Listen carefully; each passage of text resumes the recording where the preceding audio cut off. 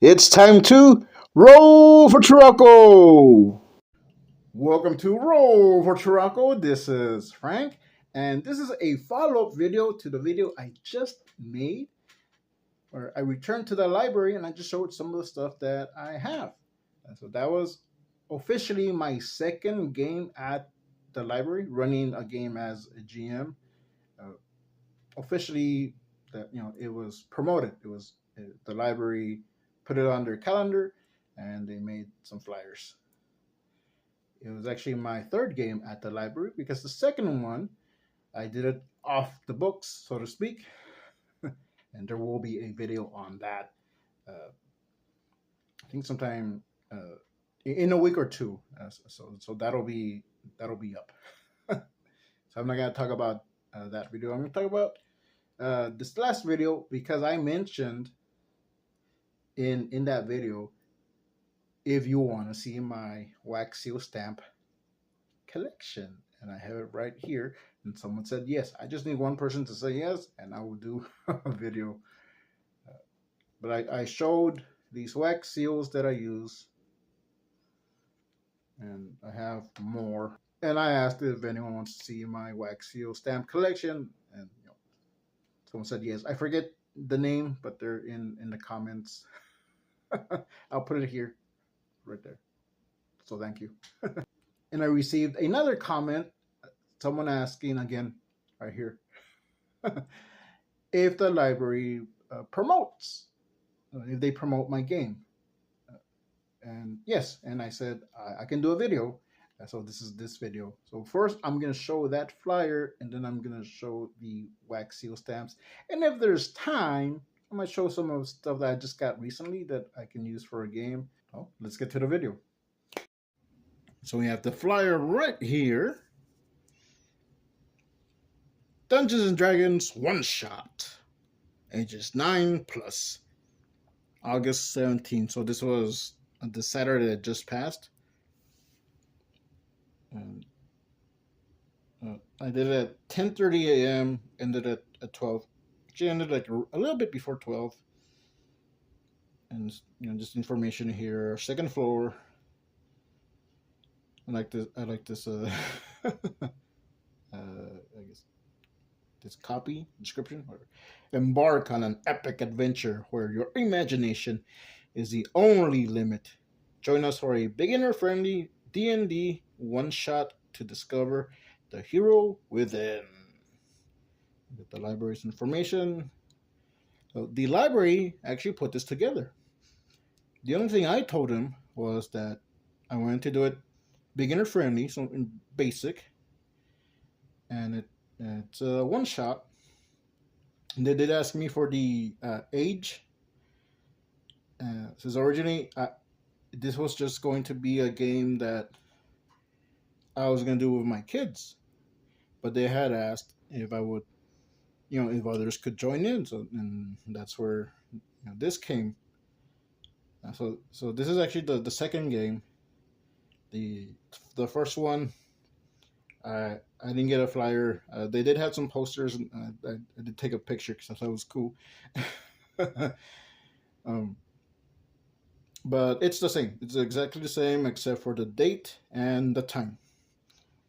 So we did it early because at this time because the library had something else going on at the time that I wanted it at 2 p.m. in the afternoon, 2 to 4.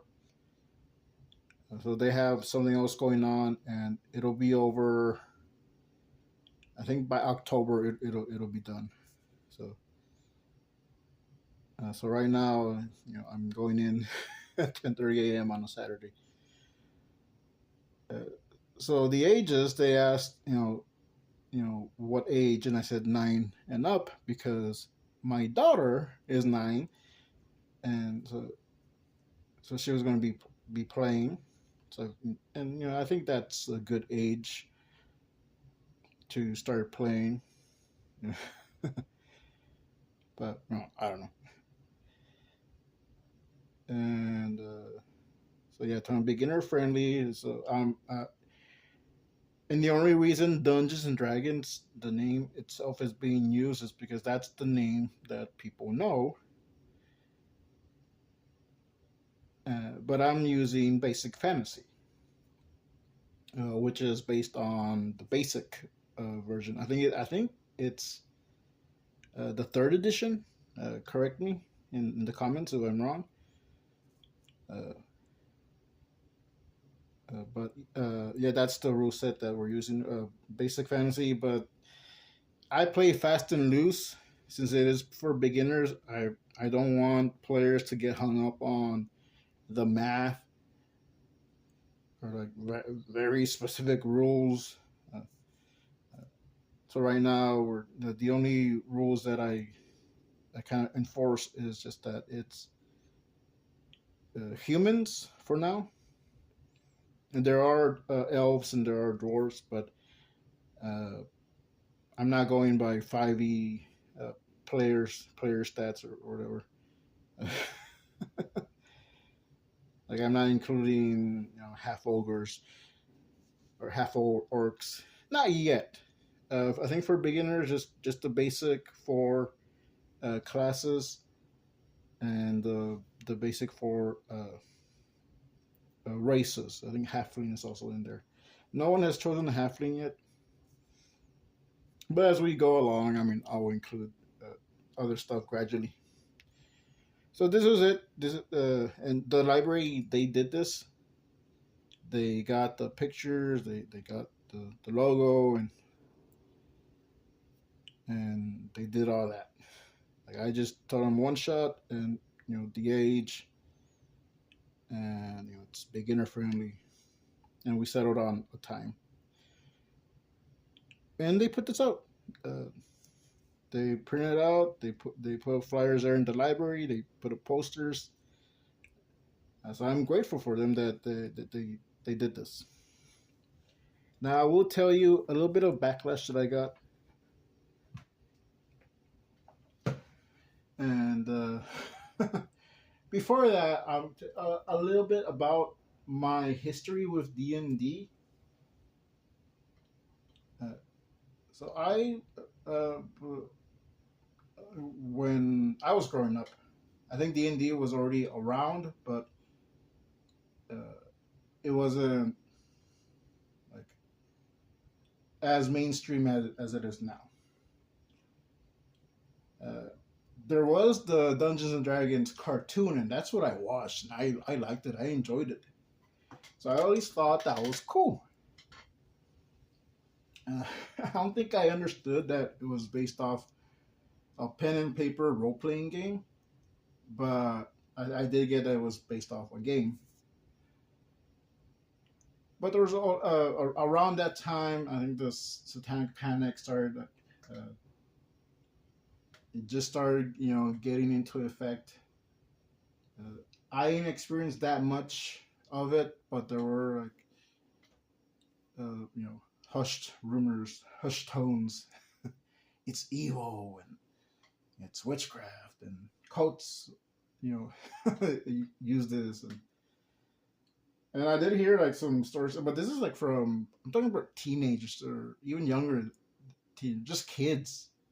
Just because where I lived, there used to be a wooded area that to us that was the forest. It's not there anymore. Everything has been cut down and turned into homes. But and I don't know how true this was, but supposedly,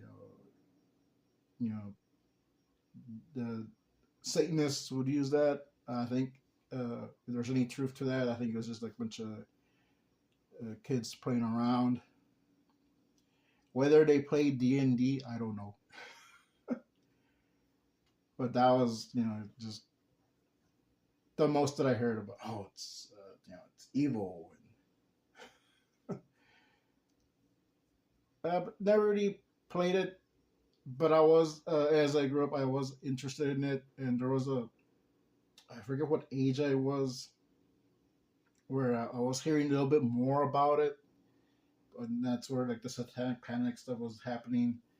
There was like a case that was in the news. I think it was on a show like Hard Copy or something like that. And it wasn't D&D. It was Vampire Masquerade. That some teenager, you know, he took it a little bit too seriously and started identifying as a vampire, and there was murders, crimes. So that's mostly what I heard about role playing games in general. And around that time, there was a TV movie which I can't remember the name. I'm gonna look it up because it wasn't specifically D&D, although D&D was involved, and I think they took uh, portions of the cases. The one with, I forget their names. I've seen the videos, I've seen documentaries about it, but the cases that started the whole D&D, the Satanic Panic against D&D. But I think that they took parts of it and made this movie, which wasn't really anti D&D. It was just like that little section, and it's not the Tom Hanks movie. But there were like little elements that this guy would LARP in tunnels. But in the movie that I saw, there's the guy, and he wasn't a kid. He was like 30s or 40s, living at home, and he ended up killing his mom in the movie, and he used the excuse that it's because this game, but he was plotting to do it already, and he was like jumping around like a ninja. And my mom and I, we watched it, and she jokingly said, "I don't want you playing that game because I don't want you to kill me." And that was it. That was the only time my mom or anyone in my family said, "Don't play this because it's bad." And it was an offhanded joke.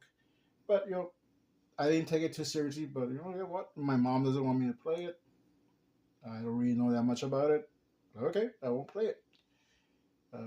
Later on, when I became a Christian, I did hear little things. People saying nothing directly over the pulpit, but just some members saying, "Oh yeah, that's evil." But it was just like offhanded remarks, just in passing. Later on, for different reasons, for my own reasons, I left the church, but not because of anything they did. It's just me. I went. I was a teenager when I joined, and I wanted to live my life.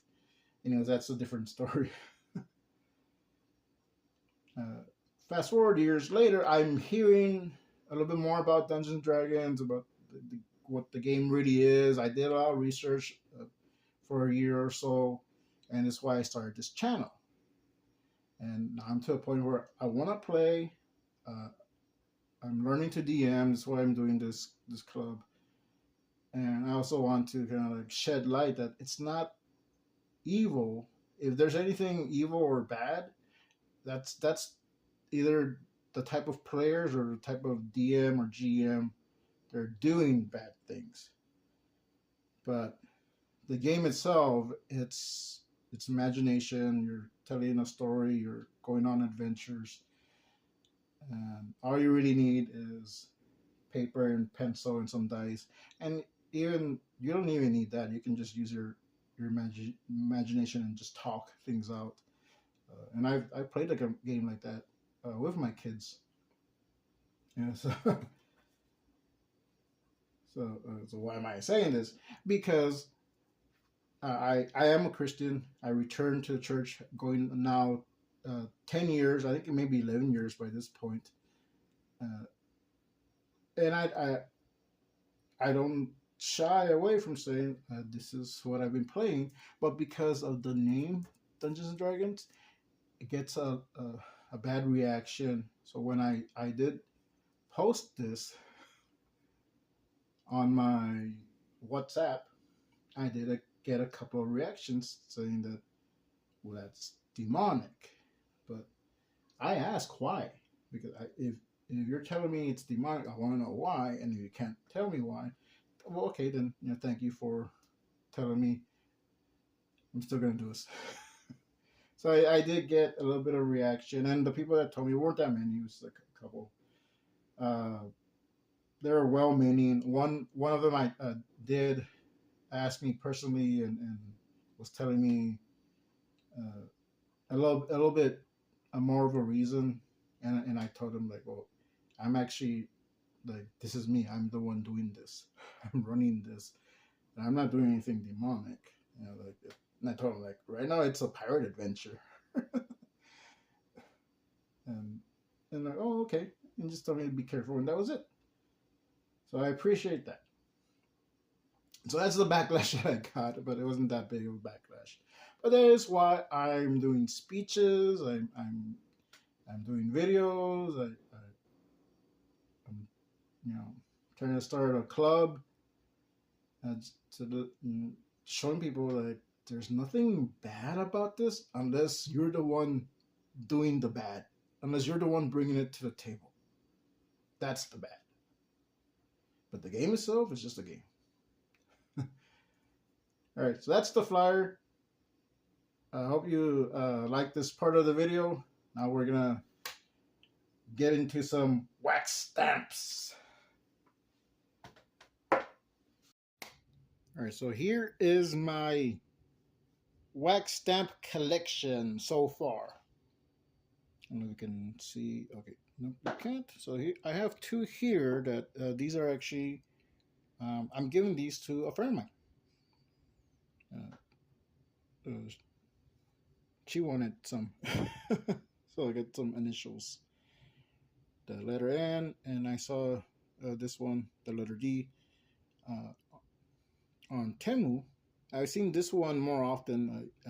I got this one on Temu or Temu, but I've seen it on Amazon, so so you can get the entire alphabet. Most of these are either from Amazon or Temu. Some of these I don't remember exactly, but before we get to the wax for the stamps themselves, the wax seal stamps, this is what I use. I have this little oven. You see, it's got a lot of use. I'll put a tea light under here, cover it, and I'll put something underneath just so it protects whatever surface I'm using. If I'm doing it on this table, I'll put something like a piece of cardboard just so I don't damage it. And this is one of the little spoons that I use. I do have another one over here. This is a little weak here, so I'm trying to be careful with this one. You see some wax residue. And I have a couple of different ones, but I use these mats, these latex mats when I'm using the stamps, because I can just kind of peel them right off. So this is one that I use. I have a few of these, but if I want a perfect circle, I'll use this one. Then later I got these, so these are great. I have other shapes for this one. I just have them in my room. But I thought I'd show these before I get to the wax stamps themselves. And I primarily use these beads. I need to get more. I just got this one. I had another one and already ran out. But I'll use these little beads, and you can get them in different shapes. There were little flowers. I had some of those. And there's also what was it like hot glue sticks? They're wax. So you can get those for the big hot glue guns or the mini hot glue guns, and I have some for the mini hot glue guns. And I did buy a set that I didn't know it was for the larger hot glue guns. So what I do with that one, I'll just cut it up in pieces, and I'll put them in here. And I find that using some extra heat works great. So I use this little torch to kind of speed it up a little bit. So that's the equipment that I use. These are the wax seal stamps themselves. So I'm going to show you in sections. All right, so let's do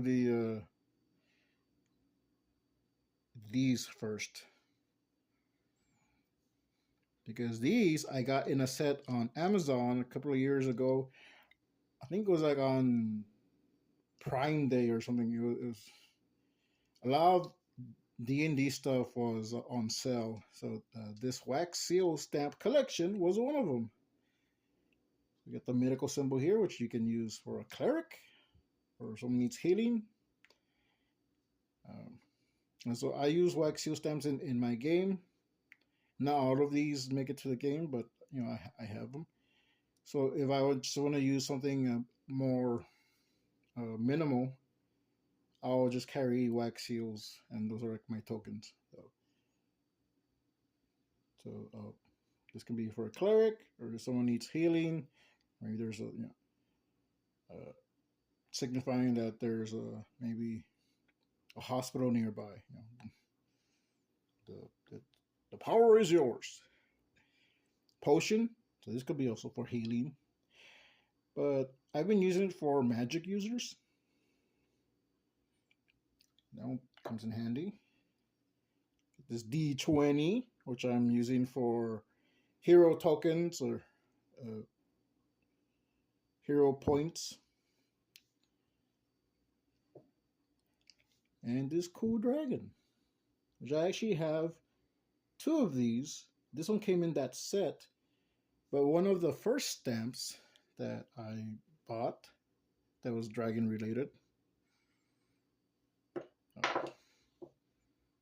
It's here somewhere. Not that one. Oh, look. So this is a flat one. This is if I want a just a flat stamp, because I'm gonna put something else on it. I'll use this one. And I use regular hot glue sticks if I want it clear and I want an image underneath. So I'll use this one with one of these. Anyway, so I'm looking for the dragon. Because we'll get to it. But I have another one of that dragon because I bought it separately. And this one I also bought separately. This one was on Amazon. It's really cool. I think I do have a video on this one on, I don't think it's on this channel, but it might be on Salazar Art Nation. Yeah, look. So these I use the dragon ones in different ways. So it could be signifying that there be dragons or there be monsters or there is a dragon that you're fighting. Again, if you just have a lot of these, get a few of these wax seals, and that's how you can play the game. You don't have to worry about miniatures. You can just use those. So got this one. Got a whole bunch of these. I bought a set that was just dragons. And these are some of them.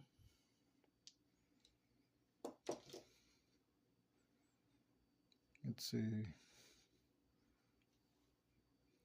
These also were in that set.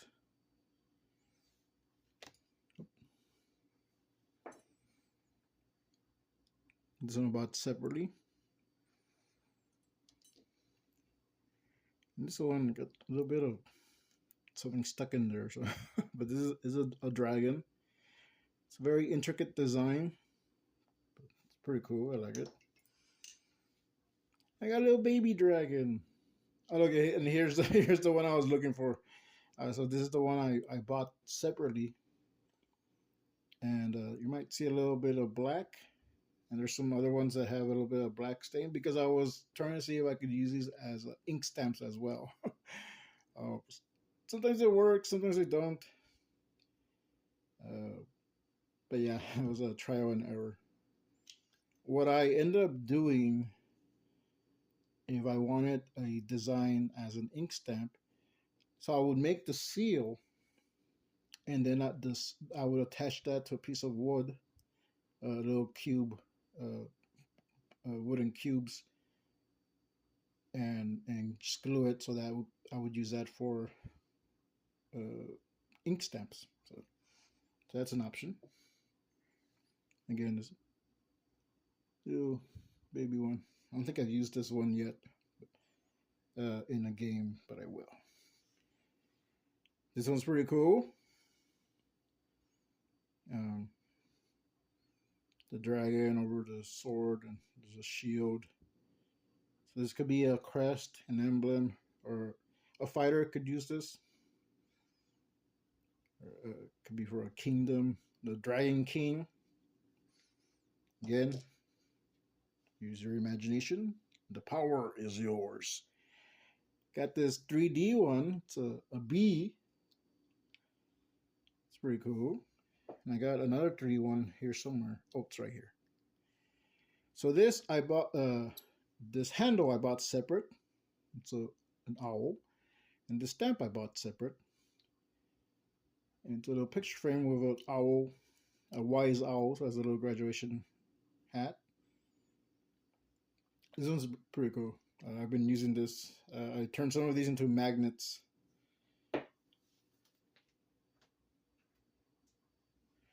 But you can also use it in your game as, oh, there's a picture frame. There's a picture on a wall. It's a, implies wisdom or just a cool thing to have. You see? It's a magnet too.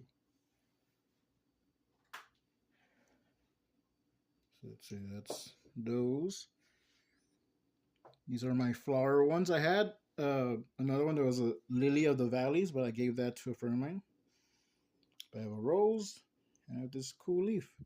So, this, if you use these for a game, like a garden or a forest, this could be a forest. I also use these for players. I think my daughter was using one of these wax seals for her character. There's two wolves, like the cycle of the moon. I don't know. They look cool. Okay. And this one, it's a key. I like that.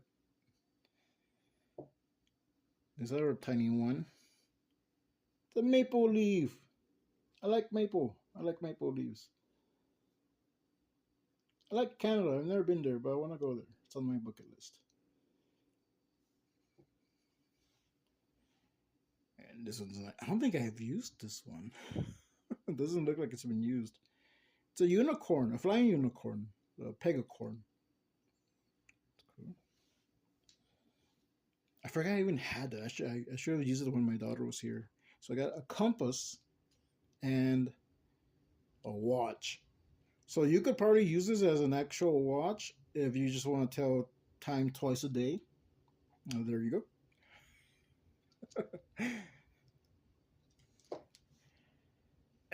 This one I had custom made. So this is the Turaco logo. The Turaco. So the original logo came from the Turaco Creative Cast, and the logo was created by Anna Robb, my friend, and she was also the co-host on that show for a while. Right now it's just me, and I hadn't really done many shows on there, but I want to get that started back up again. But I took the logo and I used it for just for this, for Roll for Turaco. So I'm going to use the D20 design. I still use it on and off, but I want to use that as a wax seal stamp. I think that would be cool. I've been making with where's it? That D20 wax seal stamp. I just had it.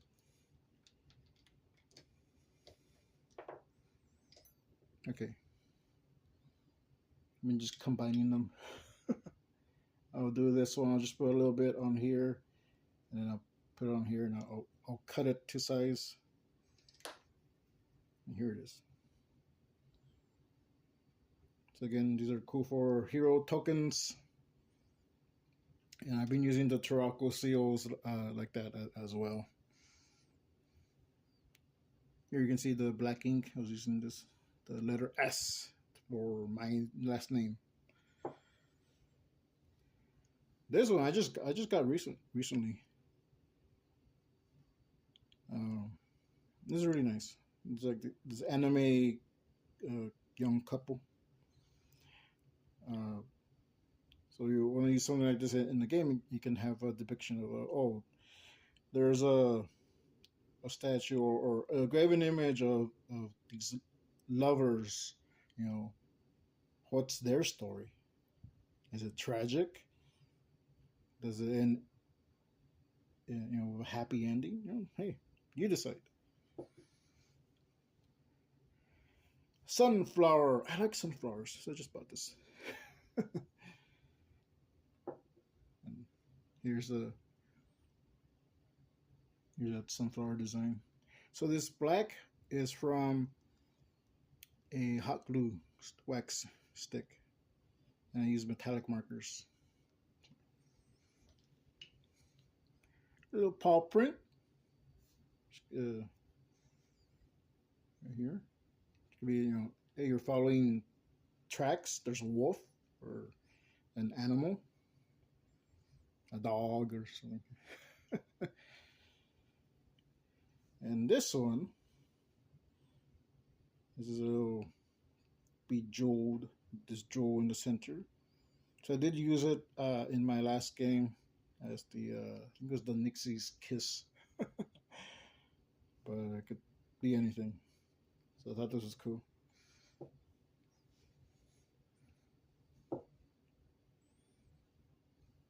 This knight, I used it in my last game. The player that I had used it for him as a fighter. So that one came in handy. So I like these. I like all of these. I got a house.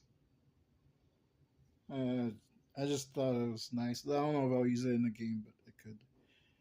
This mermaid, which I was using as the Nixie Queen. And a penguin, because penguins are cool. Well, these are my wax seal stamps, my collection so far. Now, this is something else that I use or can use as a mold.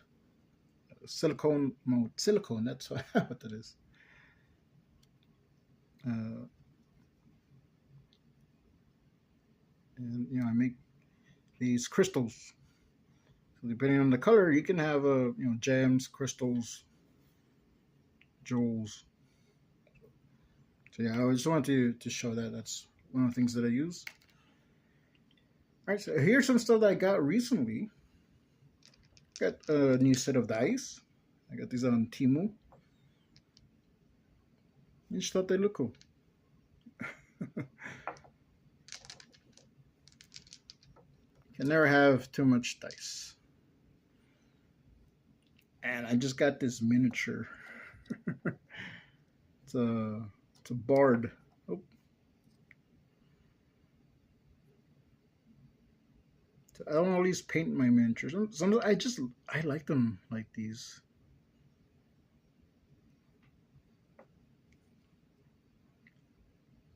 Where he sits on, so it can be a bard in a tavern.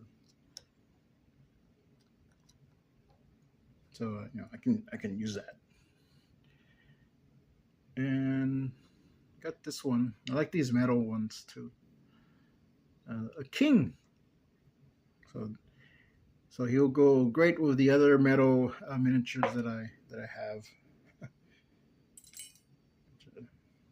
There's this one. These. So yeah, so I like this one. Could be an NPC, could be a player, but it'll come in handy. And something else I just got too, or recently, this journal. And I like it. It just has the D20 right here, and that's it. So I did have another one. Actually, I have a couple other journals, but there was one that I bought. It has for character sheets. So on the, I don't remember if I've shown it. I was looking for it. You know, I might have shown it in actually another video. It's a little bigger than this. It's blue, and it has a like this the D20 symbol right here in the center, and has like a little symbols here on the side. So going back to the flyer and the backlash that I got from this, minor backlash, it wasn't that big. But again, posted it on my WhatsApp. Again, I post a lot of this stuff, but like, oh, you know, I forgot what I said. I think got a book or got a new journal or something, and I got backlash because of the design. That someone said, a different person from the other one that commented on the flyer. So that's witchcraft. And I asked why, how, and they didn't tell me. I was thinking, if you're gonna tell me something is wrong, evil, witchcraft, I want to know why. And I did ask a pastor friend of mine, and said, "Hey, do you think this is witchcraft?" And he said, "No, it's a geometric shape," which I knew that, but I just went to someone that would be knowledgeable. No, it's just a shape. Okay, good. And that's the reason I asked the other person, "Can you tell me why?" They didn't say anything, but I would have told them it's just a shape.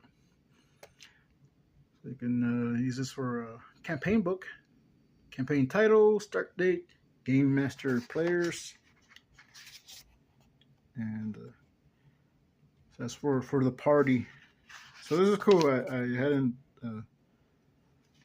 seen this one before, and the rest are, I think, are just graphic or graph paper. But that's cool. If I wanted to use this for a campaign, I have for many party members here. So I thought that was cool. This is something I can carry in my bag. So I do have other journals. Since I had a game recently, I moved a lot of them around.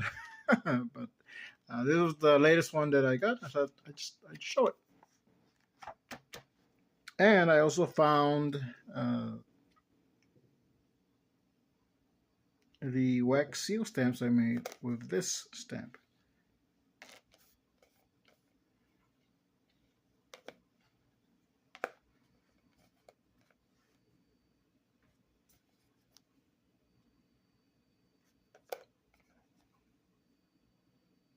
And some metallic marker here, just for the background. Oops, kind of like this one though. Different swirls, and I added a little bit of color on the outfit.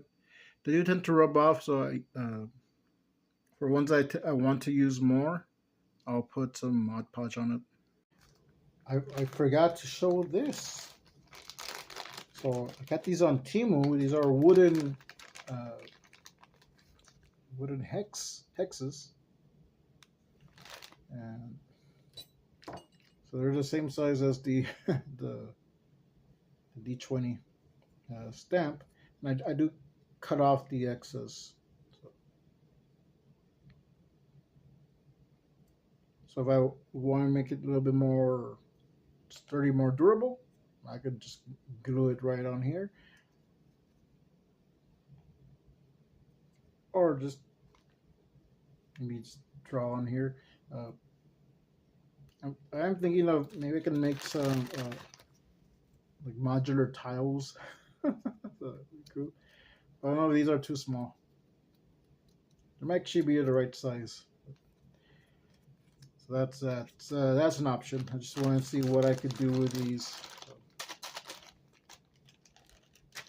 All right. That's my wax seal stamp collection so far. The flyer and miscellaneous stuff, stuff I just recently ordered. So I do like some where they're just like this. I don't have to. I don't see the point of painting them at all because I'll still use them like that, unless it's something I'm gonna use more often or it's a big part of a campaign. I haven't gotten there yet. The one I did paint, and there's some other ones that I want to paint as well. This dragon. Should I use it for the Dragon of Ice, Ice Pirate Peak, or Ice Spire Peak? So, yeah. All right. So this has been Frank Salazar with Roll for Turaco, and don't change that dial. Don't touch that dial because we got this. So this is a little behind the scenes, just showing you how I film my videos when I'm at home. So you can see the quality is not that great. I'm actually in my kitchen and I turned all the lights off. Let me show you how it looks with the lights on. And it does look good. But it also depends on the time of day that I'm recording. So right now it's morning. I think it's still morning. But to kind of fix that, I have a light here. It's a photography light. I had 3 of them. I bought these quite a few years ago on Amazon. Yes, Amazon. They actually stopped selling these, but there are other ones. So I have this one here in my kitchen. I have one in my bedroom, or yeah, in my room. That's my bedroom slash office slash studio. Yeah. It's everything I need it to be. Same goes for the kitchen. That's where I am now. So let me turn off the lights, and we can see this baby in action. All right.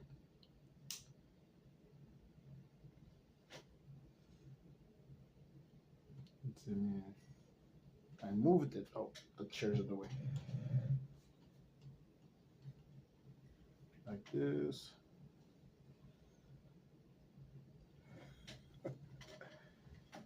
I think this is fine. I think this is good.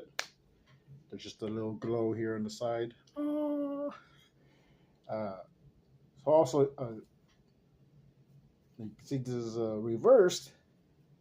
So I'm recording on my phone, and I have where it's the reverse camera, and I'm for a stand right now. I'm using a little easel, a little painter's easel.